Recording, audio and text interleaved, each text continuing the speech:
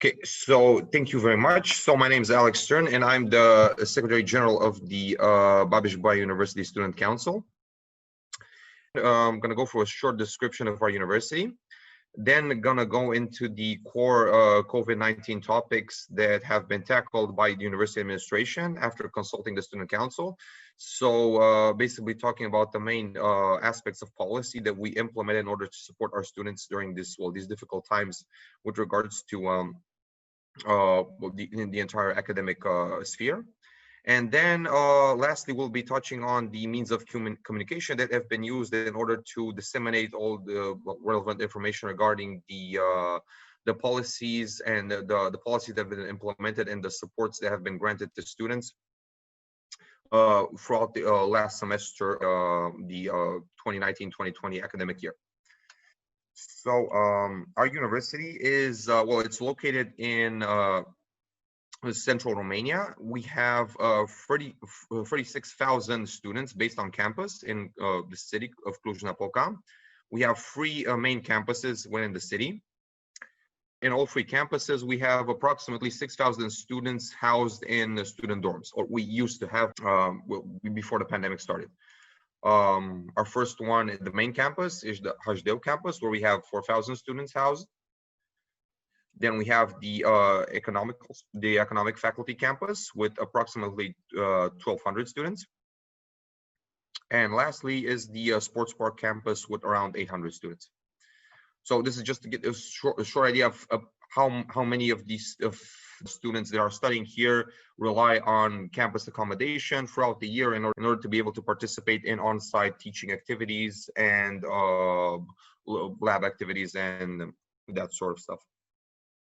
Now, obviously, since the pandemic started, the date when on-site activities were stopped was the 13th of March. So starting from then, most students left campus, they went back home, and obviously did not have a set time frame, which meant that they would return back to campus.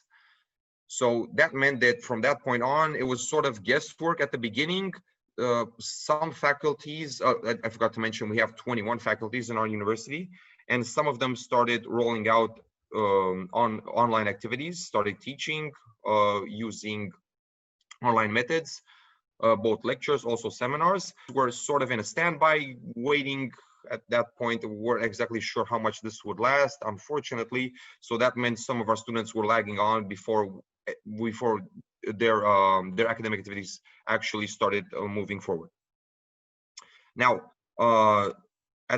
towards the end of March, our university, the University Senate convened, and following the Student Council proposal, the decision was made that for the remainder of the 2019-2020 academic year, all the academic activities would proceed in an online fashion. Basically, that meant that all courses would be hosted online, and also the evaluation would be hosted online.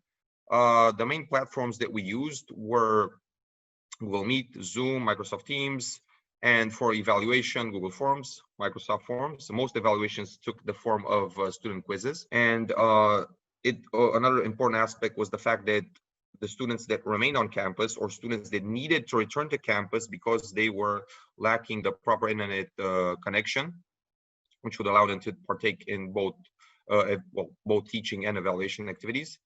So they had to return, and of course, in order to meet the required standards for public health, they were all moved into in the second semester in two-person dorm rooms. And one of the main successes we had as a student council lobbying the university administration was that we were able to make sure that their rent did not go up. So students that were housed in dorms that had a lower rent fare, kept the original fare they signed their contracts for the remainder of the academic year, so it did not go up. They weren't moved to a higher price band. And also through lobbying administration, we were able to make sure that an IT aid package was implemented. We were also able to secure approximately the equivalent of $37,000. Which were used by students who could not afford to buy necessary IT equipment, and they bought laptop or tablet PCs.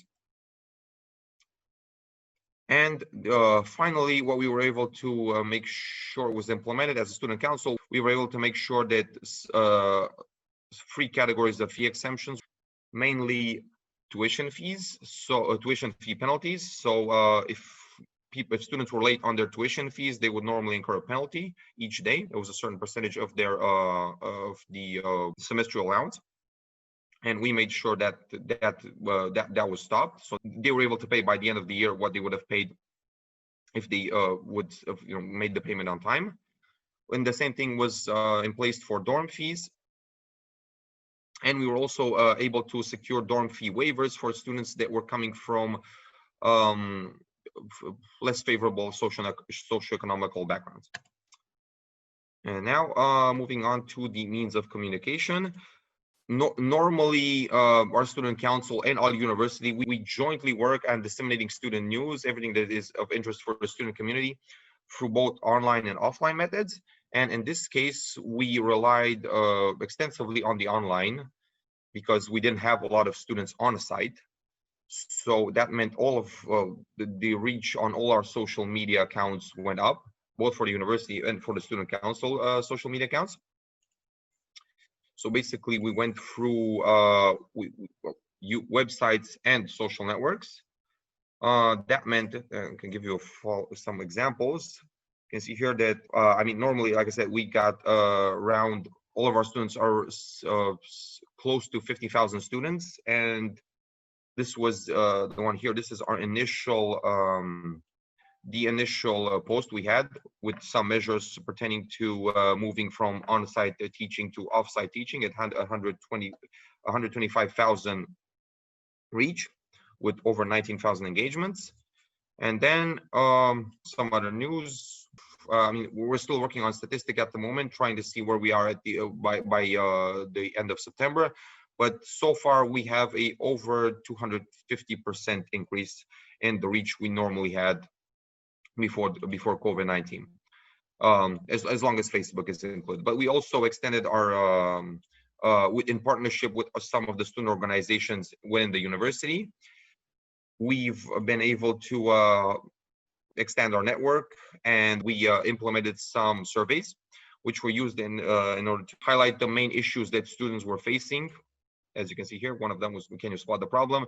This was about all the difficulties and the struggles students were going on adapting from on-site teaching and on-site evaluation to online teaching and online evaluation. And we are also supported by the university, who had a dedicated COVID-19 webpage that hosted all the measures and all the policies that were implemented in order to support students at this time, which is still being constantly updated as we are proceeding to start a new academic year. And lastly, we did not give up on the offline method of propagating news. This was targeted specifically towards the students that were still living on campus. We still have a couple of students, some around 600 to 800 students living in the free campuses in town. Most of them were research students, PhD students, or students engaged in some hands-on activities that require their presence. So in that sense, we used campus posters. We gave out health and safety booklets in dorms.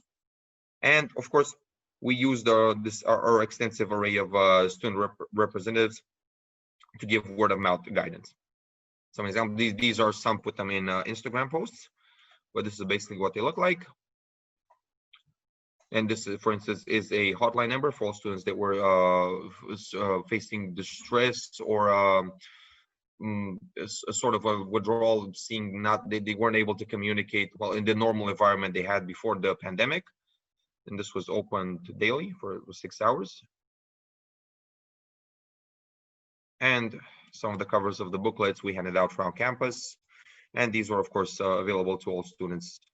This one, for instance, is related to psychological and counseling for students that were feeling distress in this period and loneliness, withdrawal, not being able to be in touch with their with their close friends or family members. And well, up to this point, all of these means of communication are still in place. We're continuing these campaigns. We will be running through them all the way for the first semester of this year.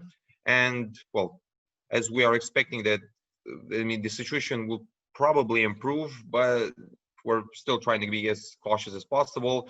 So we're trying to get more of these support measures in place and, distributed through all the channels of communication, especially online channels. And we are pretty confident that this will be maybe not sufficient, but will be a good stepping stone to be able to be in touch with our student community throughout the coming academic year.